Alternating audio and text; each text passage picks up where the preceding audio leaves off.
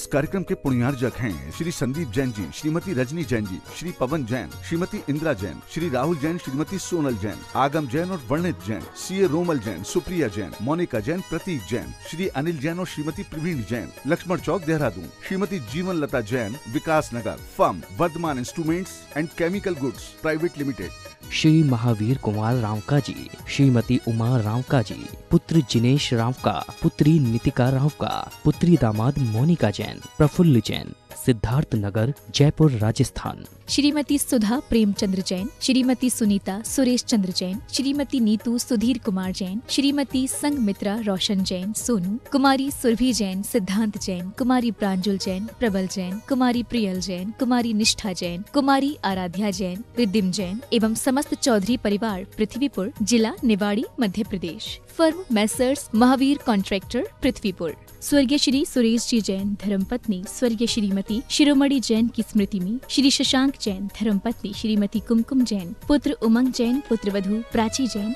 पौत्र निमित्त जैन, पौत्री अक्षिता जैन, निवासी कृष्णा नगर, दिल्ली, बेटी दामाद श्री अंकुर जैन, श्रीमती मानवी जैन, नातिन स्तुति जैन, अग्रिमा जैन।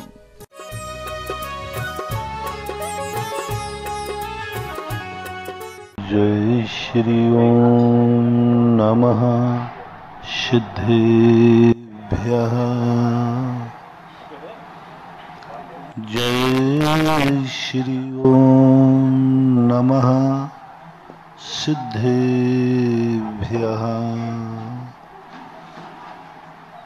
सर्वमंगलमांगल्यम्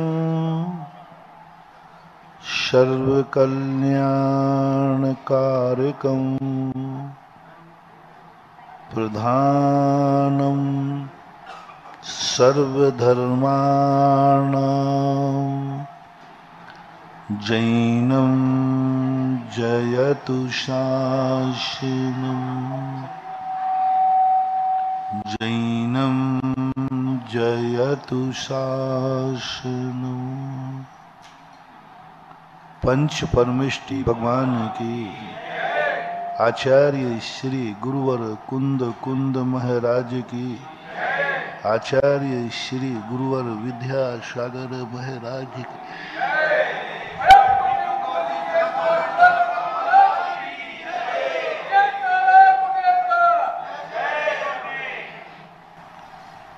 कल अपन ने समझा था कि हम उस भाग्य का भरोसा न करें। हमारी जिंदगी में 10% काम करता है, 10% हमारी जिंदगी में किस्मत काम करती है। जैसे आपको दूध जमाना है तो पुराना दही कितना काम करता है, जिसे आप जामुन बोलते हैं। 5 किलो दूध के लिए 10 किलो जामुन, 5 किलो दूध के लिए 5 किलो जामुन। कितना सा जामुन? 50 ग्राम। बस पूर्व का 50 ग्राम जामुन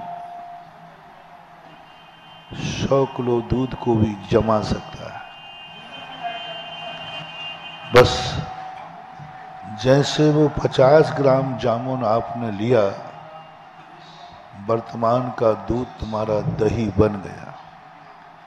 बस किस्मत और भाग्य ये जामुन के समान होते हैं, ये होते हैं। संस्कार तो होता है, बिना जामुन के दही नहीं जमेगा, कुछ ना कुछ तो डालना पड़ेगा, लेकिन वो बहुत थोड़ा होता है। हम अपने भाग्य को भी ज्यादा महत्व न दें, हम अपनी किस्मत को ज्यादा न चेक कराएं कि मेरे भाग्य में क्या लिखा है। कुछ भी लिखा रहने दो, तुम्हारा भाग्य तुम्हारी जिंदगी में 10% काम करेगा। वह हमारा कुछ बिगाड़ेगा भी तो 10% बिगाड़ेगा। बनाएगा तो सहयोग 10% देगा भाग्य बस। यदि कहीं अपना कार्य बनाएगा तो भाग्य बनाएगा 10%। यदि कितना भी कोई हमारा बिगाड़ना चाहे 10% बिगाड़ सकता है, 90% जिंदगी अभी भी अपने हाथ में है। इसलिए धर्मशास्त्रों ने भी यही कहा। किसी भी आचार्य ने एकांत को किसी प्रसंग पर छोड़कर किसी आचार्य ने कहा तुम कुछ भी कर लो, तुम्हारी किस्मत में जो लिखा है वही होगा। मैंने किसी शास्त्र में पढ़ा नहीं है। थोड़ी सी पंक्तियां कार्तिक अनुप्रेक्षा में आई हैं, वो भी बाद में, पहले नहीं। पूरा ग्रंथ लिख डाला उन्होंने पुरुषार्थ है। जब सारे पुरुषार्थ थक चुके तब उन्होंने कहा है कि ऐसा ही होना था। किसी भी जितने भी शास्त्र हैं 99% शास्त्रों में कहीं ये बात नहीं कही है कि तुम कुछ भी कर लेना, तुम्हारे भाग्य में नहीं है तो नहीं है। जो किस्मत कराएगी वो तुम्हें करना है। ये बातें जैन दर्शन ऐसी विचारधारा की निंदा करता है। ऐसे विचार वालों को हमारी सिद्धांत भाषा में औदैक भाव बोलते हैं। जो कर्म करा रहा है हम कर रहे हैं, कर्म हंसा रहा है हम हंस रहे हैं, कर्म रुला रहा है हम रो रहे हैं, कर्म सुला रहा है हम सो रहे हैं, कर्म गाली दिला रहा है हम गाली दे रहे हैं। जब तुम अपने कर्म की और किस्मत की कठपुतली बन जाओ, समझ लेना तुम्हारी जिंदगी में बहुत बड़ा विनाश आने वाला है, बहुत बड़ा संकट आने वाला है, बहुत बड़ी जिंदगी में खाई आने वाली है। क्योंकि तुमने भाग्य का भरोसा कर लिया, किस्मत का भरोसा कर लिया, कर्मों का भरोसा कर लिया। ये कभी किसी के मीत नहीं होते। भाग्य, किस्मत और अतीत में किए हुए कर्म कभी भी किसी पर दया नहीं करते। और तुम्हें इन पे विश्वास हो गया कि मैं क्या कर सकता हूं, मेरे भाग्य में यही लिखा है। और ये भी कह दे तो मैं कर क्या सकता हूं, मेरे भाग्य में जो लिखा है वही तो होगा। ये विचार कभी अपनी जिंदगी में दिमाग में आने मत देना। ये विचार उस समय है मरने के बाद का, जिंदा का नहीं है। जब तक जिंदा है मरीज, बीमार होने पर ये सोच लो अब भाई इसकी किस्मत में जो लिखा होगा वो होगा, हम क्या कर सकते।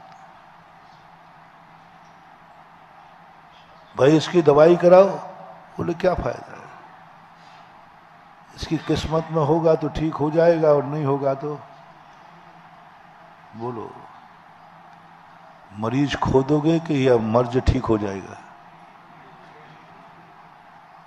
सोचना नहीं कभी भूल कर। बीमारी आने पर कभी नहीं सोचना कि इसकी किस्मत में क्या लिखा है, मरना लिखा कि जीना लिखा। उस समय तो एक ही सोचना है, मरीज सामने है तो हमें इसकी दवाई करना है, बस कुछ नहीं जानता। मुझे दवाई करना है, मुझे बचाना है। इसकी किस्मत में क्या लिखा है ये विचार ही मत आने देना। क्या कह रहा हूं, इसकी किस्मत में क्या लिखा है विचार ही मत आने देना। मैं क्या कर सकता हूं इस पर विचार करना।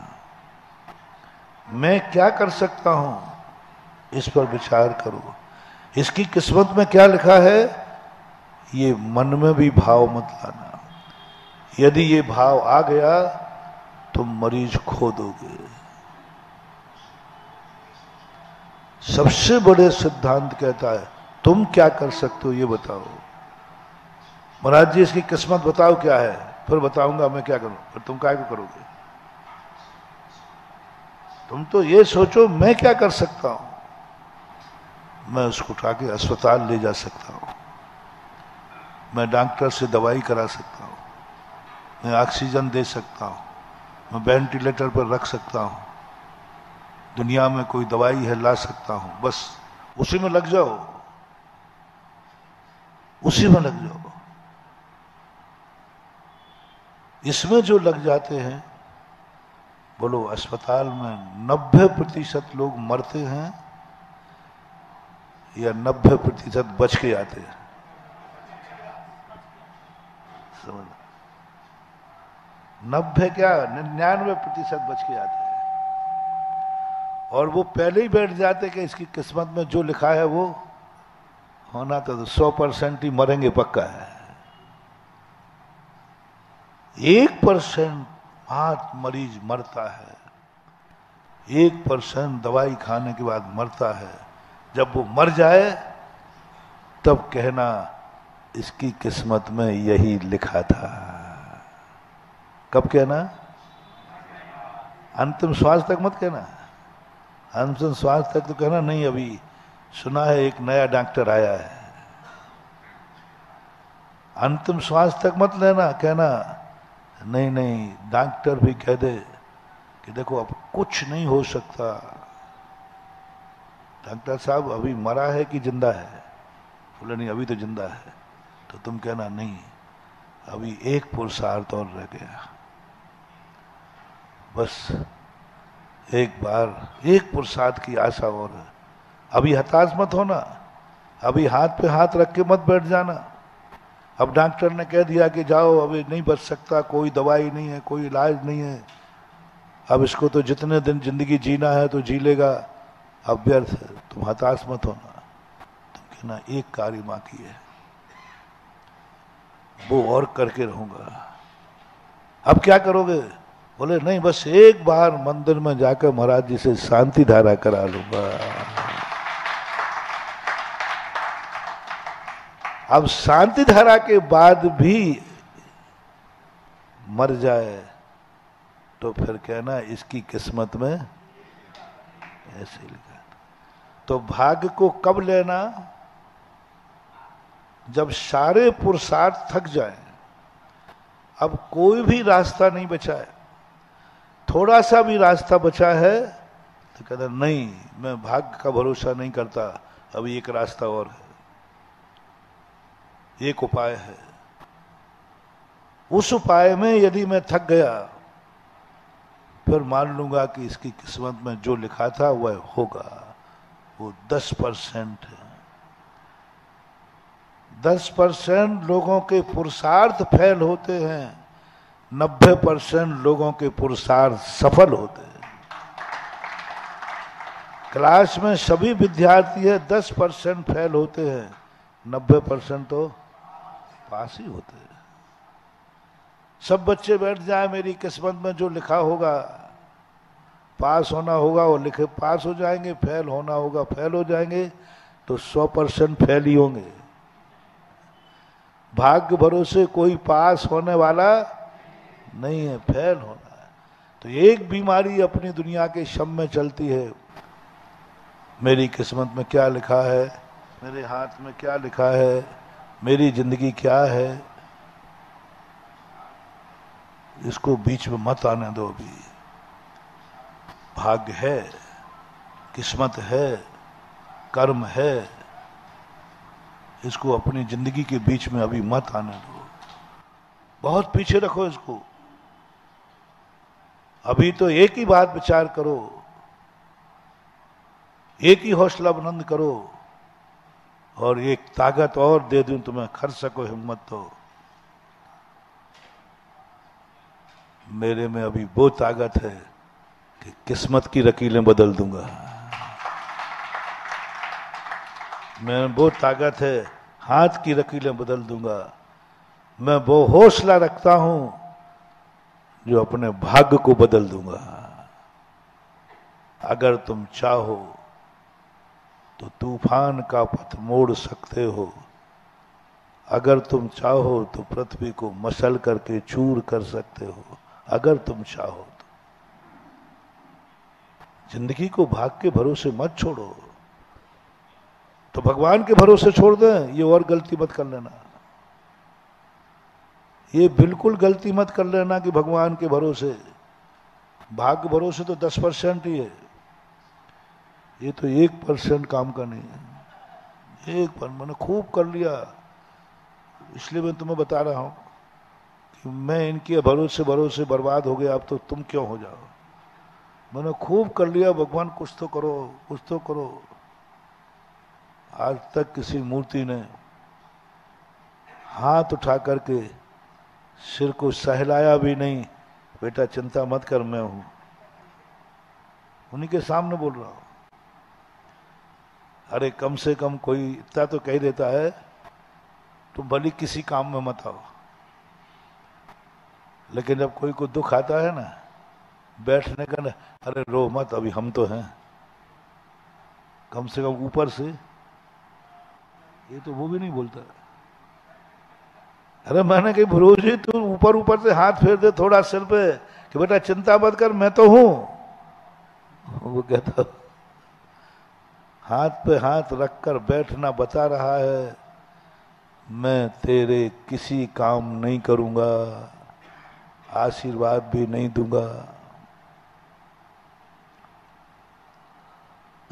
मैं आंख खोल के भी नहीं देखूंगा, तू रोता रहे तो रोता रहे, हंसता रहे तो हंसता रहे।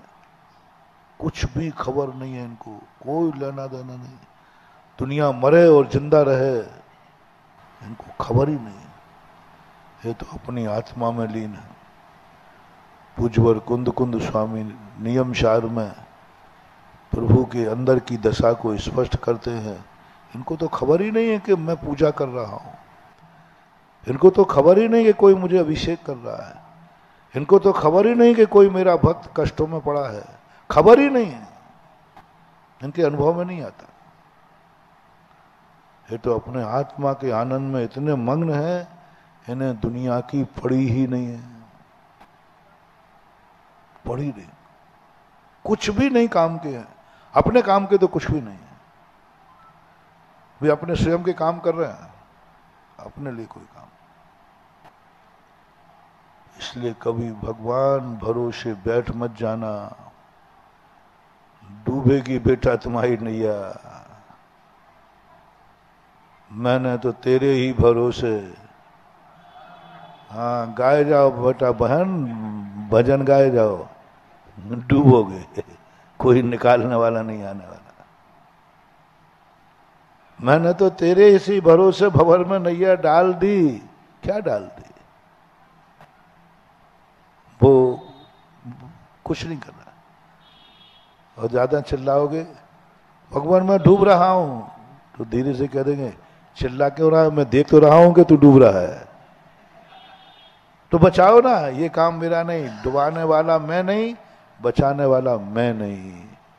जो डुबा रहा है वही बचाएगा, जो बचा रहा है वही डुबाएगा। ना मैं डुबाने वाला हूं और ना मैं तो मां देख रहा हूं तू डूब रहा है, कुछ नहीं करना वालों। गुरु के भरोसे अरे राम राम राम, कुछ नहीं है, कुछ नहीं है, ये सब चीजें नहीं है, इनसे कुछ नहीं मिलने वाला है, पर इनसे अपन को लेना है, मिलेगा। इनसे कुछ नहीं मिलने वाला है, ये कुछ नहीं देने वाले हैं, लेकिन अपन भी पक्के हैं, इनसे लेके रहेंगे। यही तो मजा है, यही तो मजा है। भगवान देंगे नहीं, वो कहते हैं कि मैं किस किस को दूं, अभी देना शुरू कर दूं तो जिंदगी में इतनी लाइन लग जाए कि मैं कभी शांति से बैठे नहीं पाऊंगा, इसलिए मैं कुछ नहीं दूंगा। और अपन इन्हीं से लिए बिना रहेंगे नहीं। लाख उपाय करो, खेत कभी अनाज देने वाला नहीं है। तुम कितनी मेहनत करना है, खेत कुछ अनाज दे दे, खेत देना, ये खेत के समान है, देने वाले नहीं। जिंदगी भर तुम नारियल चढ़ाओ, श्रीफल चढ़ाओ, खेत की पूजा करो, खेत एक मुट्ठी भी दाना देने वाला नहीं है। लेकिन किसान कहता है, हे खेत मैं तेरे से ही लेके रहूंगा, क्योंकि मेरे गुरु ने बता दिया है अनाज खेत से ही मिलता है, आकाश से नहीं। अनाज कहां से? आकाश से। आकाश से नहीं आता, जमीन में से खोद के नहीं, कहीं से नहीं। अनाज जब भी आएगा, रोटी जब भी आएगी, खेत से ही आएगा। और खेत ने कह दिया तू मेरे भरोसे मर जा, तो भी मैं एक मुट्ठी दाना देने वाला नहीं हूं। खेत कभी नहीं दिया, आज तक किसी ने नहीं दिया, किसी खेत ने नहीं दिया। और गुरु ने कहा है जब भी तुझे दाना मिलेगा खेत से ही मिलेगा, खेत में से ही अनाज आता है। ये पता पक्का है कि कच्चा है,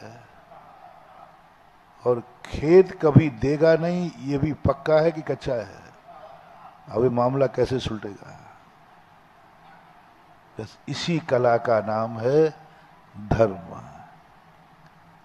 बस यही कला हमें सीखना है। यही कला सिखाने के लिए गुरु लोग तुम्हारे बीच में आते हैं।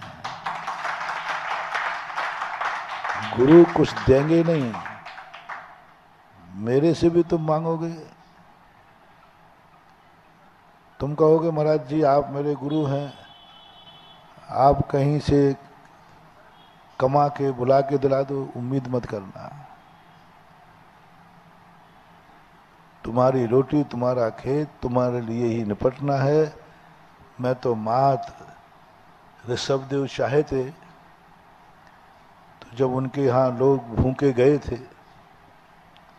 त्राही त्राही कर रहे थे, ऋषभदेव के यहाँ अनाज था, कल्प वृक्ष थे, वो सबको कह देते बैठो सब लोग भूखे हो, रोटी खा लो, प्रतिदिन यहीं आ जाया करो।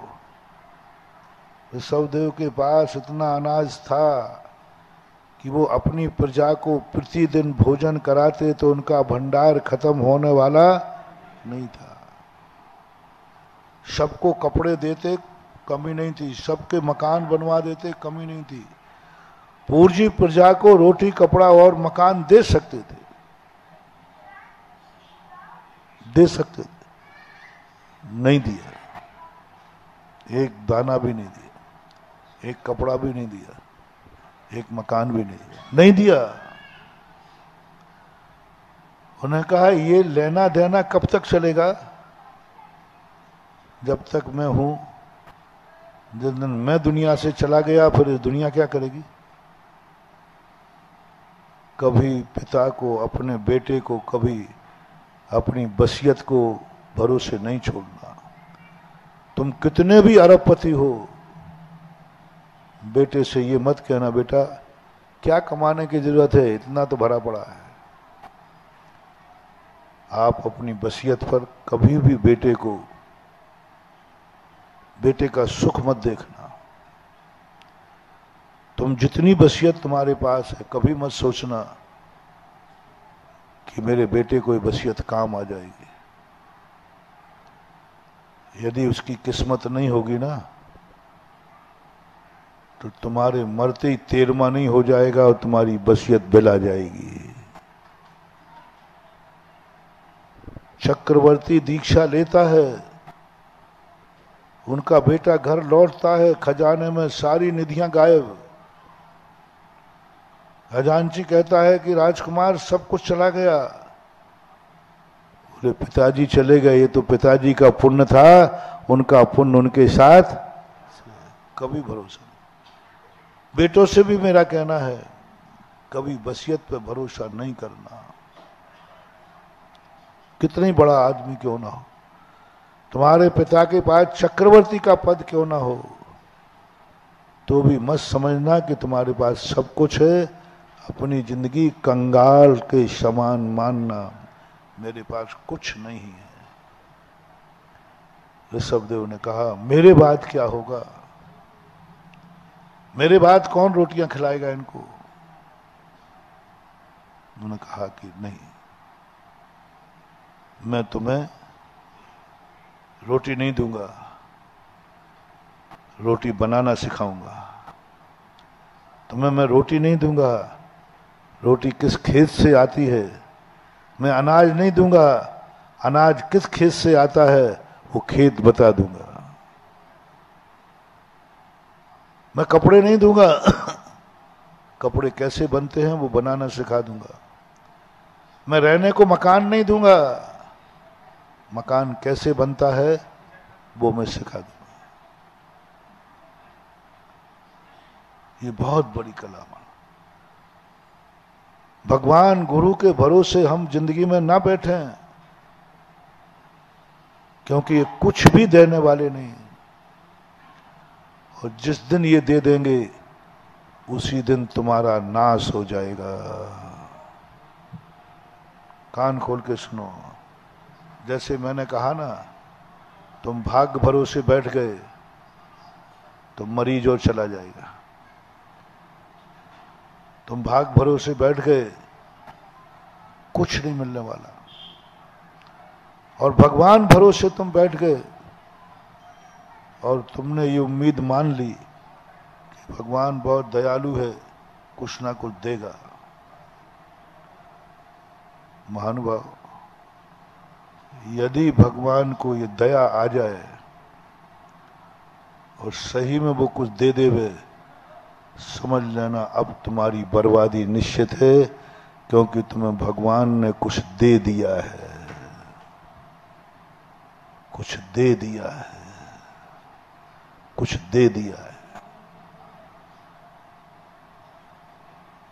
गुरु ने तुम्हें कुछ दे दिया है, समझ लेना अब बर्बादी निश्चित है।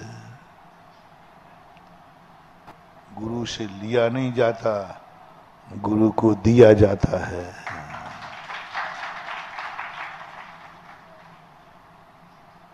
कभी भूखे होकर के महाराज के पास मत पहुंच जाना, महाराज जी भूखा हूं। मान लो दया आ गई महाराज को और तुम्हारे लिए एक रोटी दे दी, तो बेटा महाराज के हाथ की रोटी तुम ही बता दो ना, बर्बाद कर देगी। महाराज के हाथ की रोटी यदि महाराज ने बना के खिला दी दया करके, भूखे मर जाना, लेकिन महाराज के हाथ की रोटी मत खा लेना, बर्बाद हो जाओगे। तुम्हारे यहाँ जैनियों में महाराज तुम्हें रोटी खिलाता है कि महाराज को तुम खिलाते हो? तुम जितनी खिलाते जाओगे तुम्हारा बेड़ा पार है, और एक दिन भी खाने का भाव हुआ तो बेड़ा गर्क।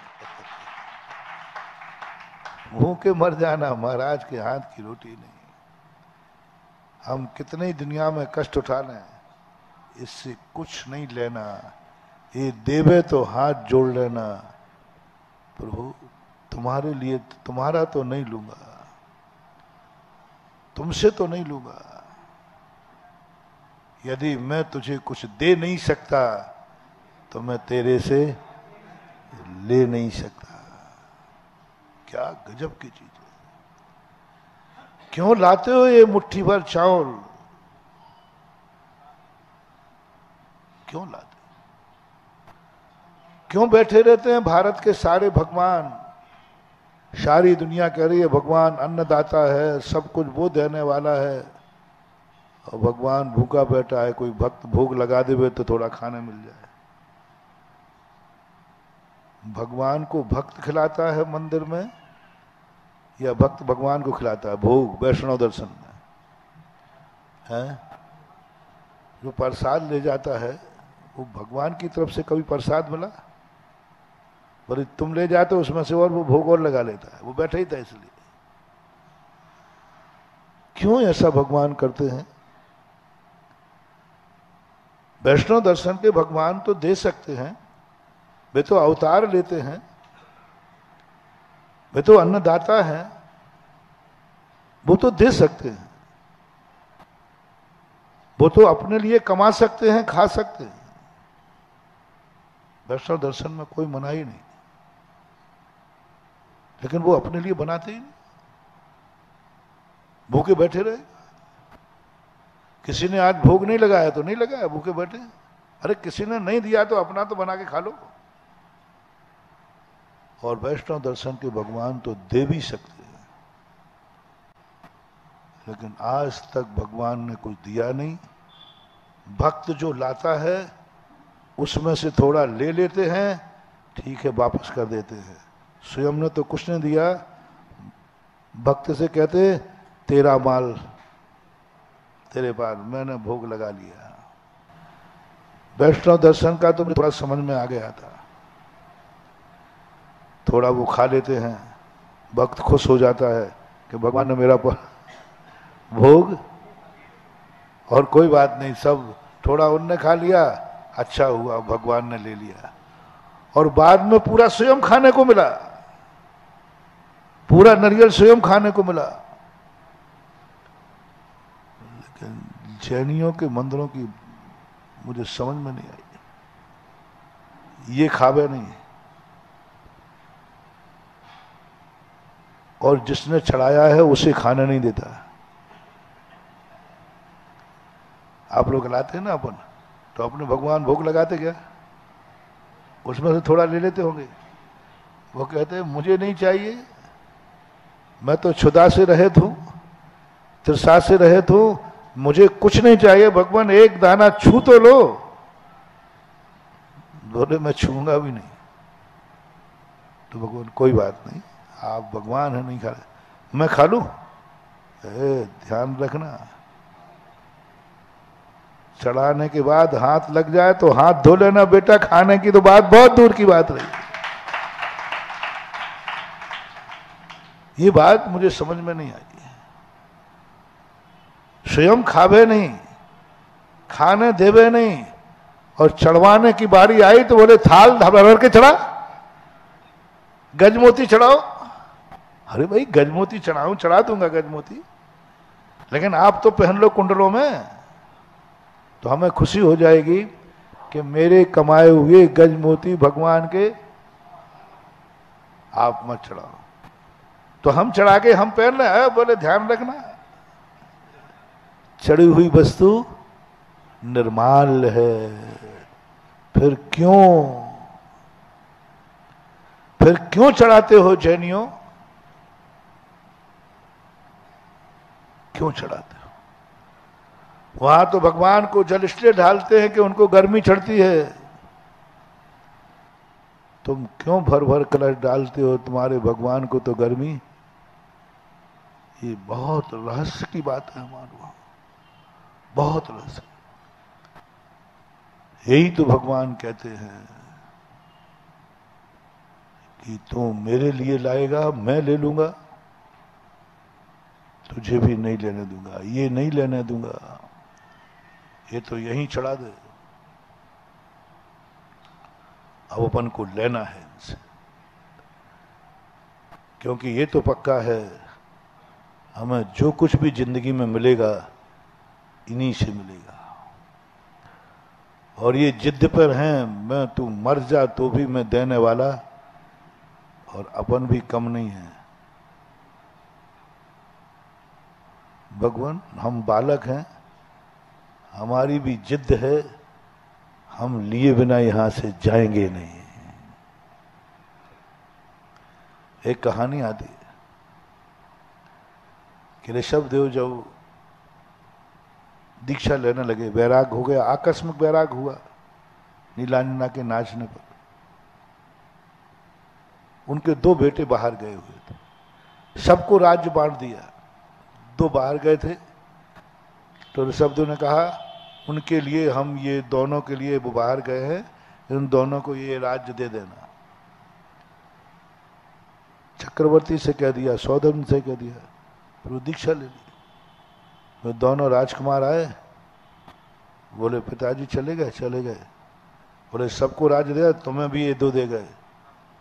बोले मैं कोई भिखारी नहीं हूं तुम्हारे हाथ से ले लूं, मैं भगवान के हाथ से ही लूंगा। मैं अपने पिताजी के हाथ से लूंगा, नमी बेनमी। अयोध्या से दौड़ लगा दी, पिताजी सबको दिया, मैं आपके हाथ से लूंगा। अब बताओ, तीर्थंकर दीक्षा ले चुके, ध्यान में बैठ चुके 6 महीने के, अब दिगंबर मुनि दीक्षा लेने के बाद तो ये सब कुछ कर नहीं सकता, और वो भी तीर्थंकर हों।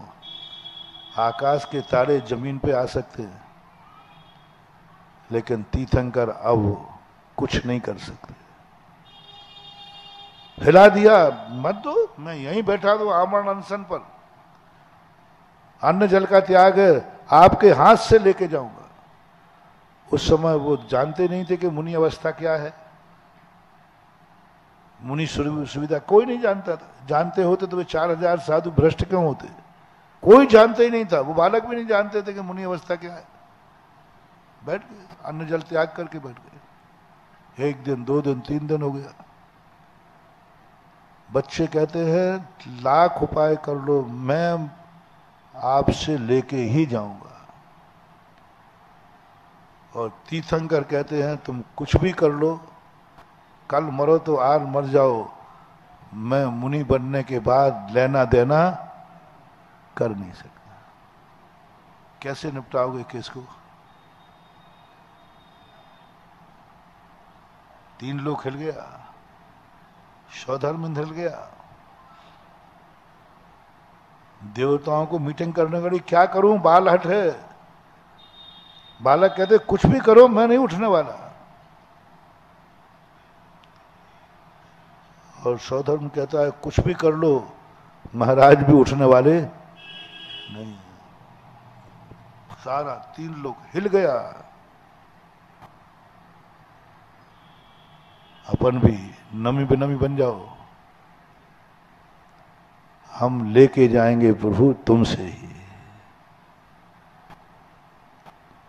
तुमसे ही लेके जाएंगे, बिना इसके तो मैं जाऊंगा नहीं। क्योंकि मुझे पता चल गया है जो मुझे चाहिए वो तेरे अलावा मैं किसी से लूंगा नहीं। क्योंकि तू मेरा भगवान है, मैं तेरा भक्त हूं। हर किसी की चीज हमें नहीं चाहिए, हर कोई मुझे देता है, मुझे नहीं चाहिए। कई राजकुमारों ने कहा चलो तुम मेरा राज्य ले लो, वो मुझे दे गए हैं। उन्होंने कहा तुम्हें दे गए तो तुम्हारा है, मुझे क्या है, मैं पराया हुआ दिया नहीं खाता हूं। राजकुमार तो राजकुमार था। अपन यदि अब इस जिद पर बैठते हैं, चलो आज से ही जिन जिन को जो जो चाहिए है, अपन सुपार्शनाथ भगवान के पास बैठते हैं, भगवान आपसे लेके जाऊंगा। जिनको मकान चाहिए वो बैठ जाओ आकर यहां आमरण अनशन पर। जिनको दुकान चलाना बैठ जाओ आमरण अनशन पर। सोना चांदी जिनको चाहिए हो बैठ जाओ आमरण अनशन पर। जिसको जो चाहिए है आओ, मैं रास्ता बता रहा हूं। बस शर्त एक है, आमरण अनशन करना होगा। जब तक नहीं मिलेगा उठना नहीं है, नहीं तो तुम बीच में भाग जाओ। गिरो तो गिर जाओ, मरो तो मर जाओ। आमरण अनशन करना है। और आमरण अनशन एक ऐसी चीज है जिस पर दुनिया की हर ताकत को झुकना ही पड़ता है। आमरण अनशन चाहिए। बस मैं भगवान से सब चीजें दिलाऊंगा, चिंता नहीं करना, मैं भी लूंगा। भगवान जिद्दी हैं तो अपन भी कम नहीं। उन्होंने क्या घोषणा कर दी, मैं अब किसी को कुछ नहीं दूंगा, मैं हाथ पे हाथ रखे बैठा हूं, आशीर्वाद भी नहीं दूंगा। नहीं दूंगा। अपन कमजोर है, ये दरवाजे आए और बिना आशीर्वाद लिए चले जाए। हाँ, ऐसे होंगे भगवान तो होंगे, ठान लो हम आशीर्वाद लेके जाएंगे, ठानना है। शर्त है आमरण अनशन की, जिस जिसको जो जो चाहिए है सब मिलेगा। कौन कौन आमरण अनशन करने को तैयार है?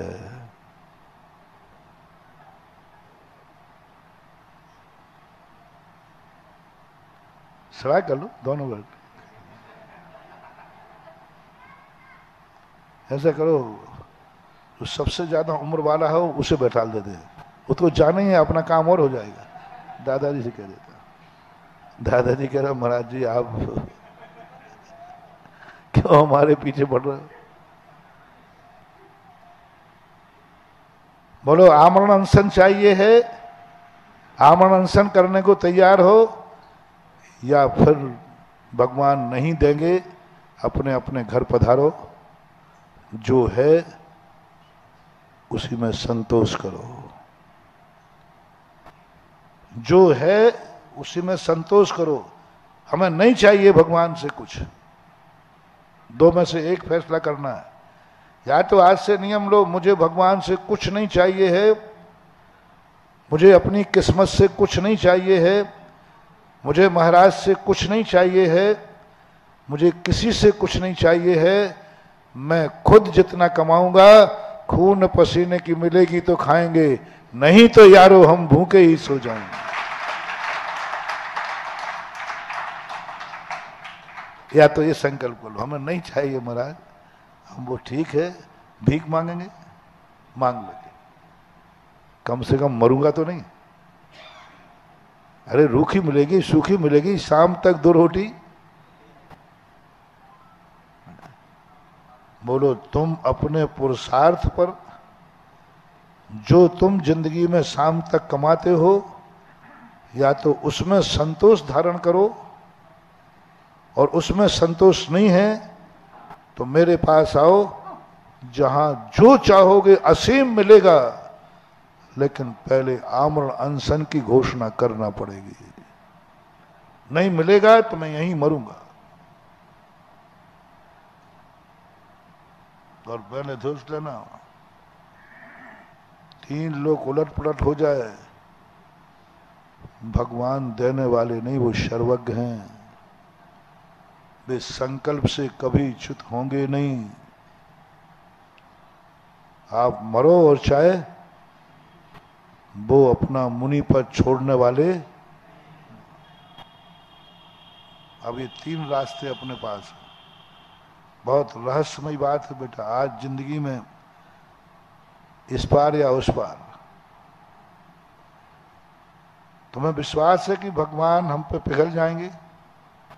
बोलो, तुम्हें विश्वास है कि नमी बेनमी को आमरण अनशन पर बैठते ही 3 थक्कर अपना मुनि पद छोड़ करके और उनसे बोल जाएंगे? विश्वास है? मुझे तो नहीं विश्वास। पूरा संसार बैठ जाए तो वो अपने नियम से पीछे हटने वाले नहीं है। जब वो मुनि अवस्था में, ये तो भगवान बन गए। इन्होंने एक बार हाथ पे हाथ रख लिया, मैं किसी को कुछ नहीं दूंगा, तो बोलो ये कभी अपना नियम तोड़ देंगे? अपन रोएंगे तो, मर जाएंगे तो, ये नियम तोड़। तो इनकी तरफ से तो सबका पक्का है कि नहीं? थोड़ा बोलो, जोर से बोलो, पक्का है। अब अपनी बारी आई। तुम्हारे पास जो कुछ है, जो तुम कमा रहे हो, आज निर्णय करो, हमें कुछ नहीं चाहिए, मैं कुछ नहीं मांगूंगा, मेरे पास जो है मैं उसी में खुश हूं। तो पहला काम तो है अपन को घर पीछे एक जोड़ा जरूर बैठना है। कितने बैठना है? 90 घर हैं, हम 70 समझ रहे थे, बता 90 है। हाँ, हो सके तो अपने रिश्तेदारों का एक एक जोड़ा बनाओ, कम से कम 108 जोड़े कर लो। अपने रिश्तेदारों से कहो कि एक अलौकिक कार्य यहां हो रहा है। हमारे हर कार्यक्रम में आप आते हैं, शादी ब्याह सब में आते हैं। आज ज्ञान के मंदिर के कार्यक्रम के लिए आपकी जरूरत है, आप लोग आइए। वो समय ना मिले, वो कहे मुझे समय नहीं है। कोई रिश्तेदार कहे मेरे पास समय नहीं है, बहुत व्यस्त है, सारंग चल रही है। आप लोग भी कह सकते हो मैं खड़ा नहीं होऊंगा महाराज जी, इस समय दुकान चल रही है, सारंग चल रही है। हाँ चल रही है। और यदि यमराज आ जाए तो यमराज से कह देना अरे भाई यमराज अभी मत ले चल, अभी सारंग चल रही है। यदि यमराज मान जाए तो मैं मान जाऊंगा। यमराज कहे अच्छा सारंग चल रही है, कोई बात नहीं, 8 दिन बाद आऊंगा। है कोई ताकत? और रिश्तेदार कहे कि मैं नहीं आ सकता, मुझे कार्य नहीं है, मुझे कार्यभार है, बहुत कार्य है, तो तुम एक जवाब दे देना अंत में, देखो भैया आ जाओ। दूसरी धमकी देना नहीं आई तो बुराई हो जाएगी। वो कहते हो जाए तो हो जाए, हम नहीं आ सकते। पर अंत में कहना सारंग चल रही है, बहुत बिजी हो, यदि मैं मर जाऊं तो आओगे कि नहीं? अंतिम कुड़की, यदि मैं मर जाऊं तो आओगे? तो फिर वो क्या कहेगा, बोलो जल्दी बोलो। बोलते नहीं हो? फिर तो भैया आऊंगा ही आऊंगा। तो कह देना लो ये ड्यू रहा, मेरे मरने पर मत आना, मेरे जिंदा में आ जाओ। मेरे मरने पर मत आओ। आज हमारे ज्ञान मंदिर का ऑक्सीजन सिलेंडर हटना है, वेंटिलेटर हटना है। आओ एक ऐसा अपने माहौल बनाओ रिश्तेदारों में कि सारी दुनिया में पता चल जाए कि ज्ञान के मंदिर की रक्षा कैसे होती है। बरुआ सागर के लोग और वो अपने रिश्तेदारों को भी बुला करके इस ज्ञान के मंदिर की एक ऐसी औषधि करते हैं। तो बोलो मरने दें या जिंदा रखें? जल्दी बोलो। तो सब लोग एक संकल्प करो, कम से कम एक एक घर से एक एक जोड़ा होगा। देखे हाथ तो उठाएं। महिलाएं, महिला तो उठाई नहीं जाए, सब सिंगल हैं क्या? सबको करना है। कैसे बने? 4 दिन का समय जैसे बने तैसे निकालना है। और ध्यान रखना बेटा, यदि ये 4 दिन में तुमने काम आई तो सारंग की दुकान है, बाद में मत कहना उस दुकान पर बैठने लायक नहीं रहेगा, सदा को बंद हो जाए तो मेरी जिम्मेवारी नहीं है। हाँ कई बार ऐसा होता है। अरे जैनी वह है जो 4 दिन, और चिंता मत करो, चिंता मत करो, तुम्हारे दोनों काम सदेंगे। सुबह 5 बजे से विधान करेंगे, 11 बजे तुम्हें फ्री कर देंगे, बल्कि 10 बजे, 10 और 11 के बीच में अपन फ्री करेंगे तो दोनों काम हो जाएंगे। व्यापार 10 बजे के बाद ही प्राय चलता है। 10-11 के बाद आप फ्री हो जाओगे और सुबह 5, 4:30, पौने 5 पे आप पहुंच जाएंगे। 5:15 पे उजेला हो जाता है। 5 बजे ठीक अपन वहां पहुंचे और 10, 10:30 बजे से वहां से फ्री हो जाएं, दोनों काम हो जाएंगे। इससे सरल और क्या करूं? है तो ये कार्य के लिए करूं, और इस कार्य के लिए हो सकता है परसों से ये 13 तारीख से शुरू हो जाए।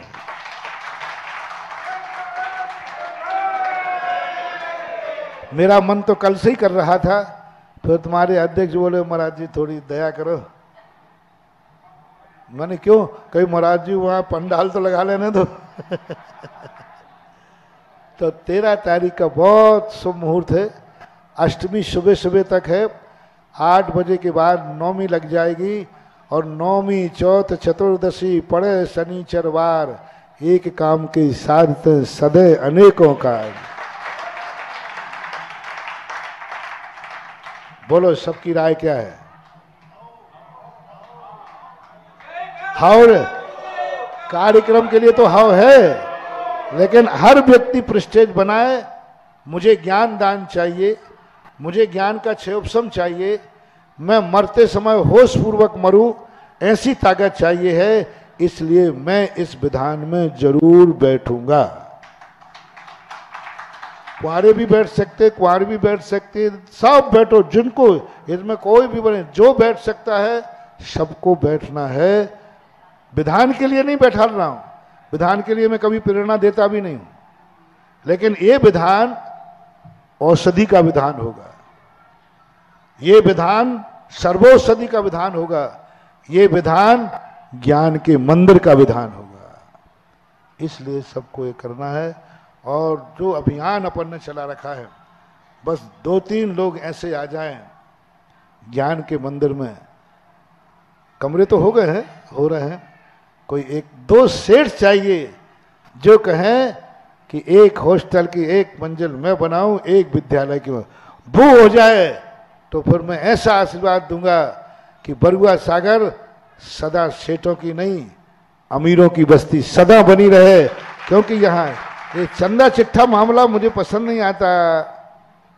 एक कमरा लिखा दिया, मिले माए। अरे कोई सेठ सामने आए कि महाराज क्या मांगने की जरूरत है, हमारी वो जैनियों की नगरी है। एक बार राजा ने कहा कि क्या पता हमारे ऊपर संकट आ जाए, युद्ध चल रहा था, पैसा है कि नहीं। तो राजा खड़े हो गए झोली लेकर के। यथार्थ घटना है कि भाई सारी जनता से मेरी विनती है कि अब राजकोष में कुछ भी नहीं बचा है, सब लोगों के सामने मैं झोली फहराता हूं, सब लोग अपने अपने शक्ति प्रमाण दान दें। राजा को झोली फैलाते देख के एक जैनी खड़ा हुआ, राजा साहब आपको मैंने राजा माना है, भिखारी नहीं, झोली नीचे कीजिए। आप राजा हैं, भिखारी नहीं हैं जो आप झोली फैलाएंगे। तो राजा साहब ने करूं, राजा साहब ने क्या करूं मैं, मेरे पास कुछ बचा ही नहीं है तो झोली फैलाना पड़ेगी, पहले आप झोली नीचे कीजिए, राजा के तरीके से बात कीजिए, भिखारी के तरीके से नहीं। आप राजा हैं और झोली फैला रहे प्रजा के सामने।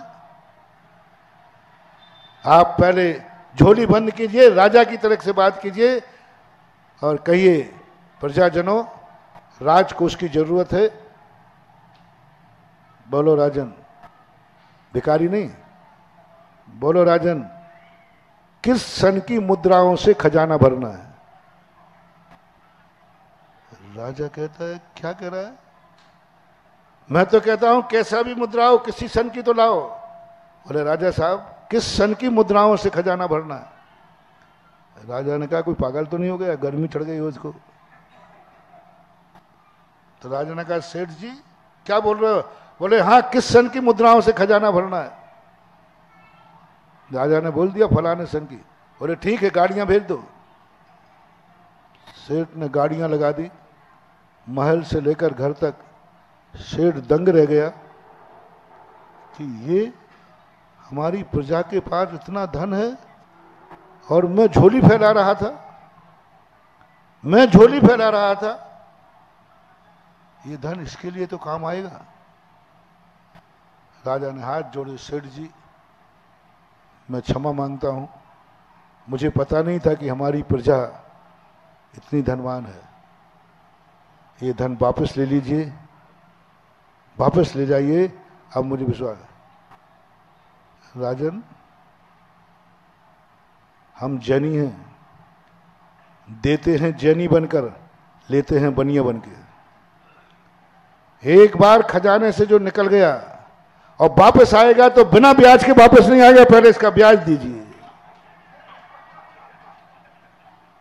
और दिया है तो आप अपने खजाने में रखिए। मैंने जैन बन के दिया है और आप वापस करके हो तो बनिया बन के लौटाइए। बनिया बिना सूद के वापस नहीं लेता। राजा के पास तो उतना ब्याज का पैसा नहीं था। ये होते हैं रे जैनी बरुआ सागर के सेठ। क्या चाहिए ऐसे सेठ आए सामने जो कहे क्या महाराज एक एक कमरा करते हो, क्या कमरा एक एक करते हो, एक एक मंजिल हम बना सकते हैं और विद्यालय और छात्रावास को जीवित कर सकते हैं, ऐसे कोई पानीदार आवे। मुझे दिखता है यहाँ ऐसे लोग तो जरूर हो सकते हैं जो ये चढ़ के आ जाए कि इतनी बात गुरु कह रहे हैं 3 दिन से, इतनी महिमा गुरु के पास है तो एक एक मंजिल हम बनाएंगे। ऐसे लोग तो शायद कम होंगे। ऐसे लोग जरूर होंगे जो पूरी मंजिल बनाने का भाव कर रहे होंगे, उनसे कहें एक ही कमरा दो, बाद में देना। दान रोकने वाले तो होंगे शायद, कि कोई 2 दे रहा होगा तो कहना एक ही ठीक है तुम्हारा। ये कितना बड़ा पाप, कितना बड़ा अपराध। दान देते समय उसको कहो कि दिखाओ अपन आज बरुआ सागर क्या चीज है। एक सन की मुद्राओं से गुरुकुल बन सकता है, एक सन की मुद्रा, एक शेर बना सकता है कुवत यहां बरुआ सागर में है। लेकिन वो मेरे बस की बात नहीं है, वो नरेंद्र मोदी की बस की बात है।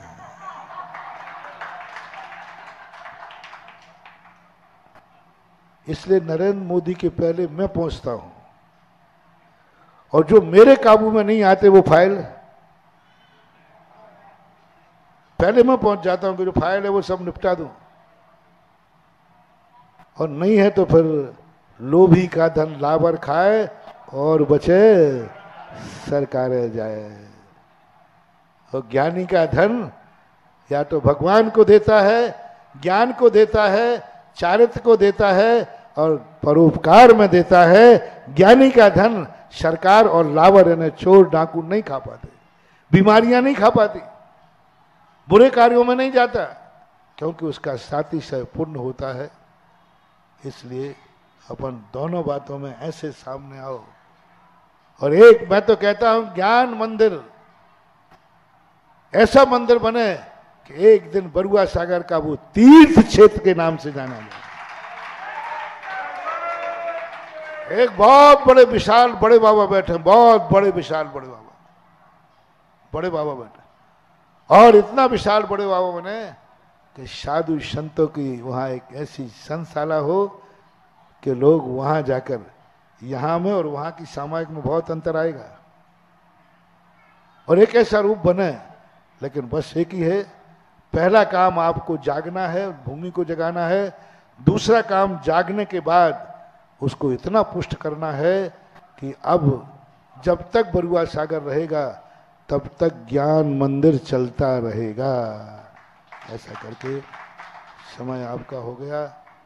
कुछ समझ में आई है कि नहीं? लेना है कि देना है? बात खेत ने कहा हम कुछ देंगे नहीं, और अपना संकल्प है हम खेत से ही लेके रहेंगे। कब बोनी करेंगे? बोलो खेत से ही दिलवाया किसी और से, पर खेत से लेने की कला चाहिए। भगवान से दिलवाया कि नहीं?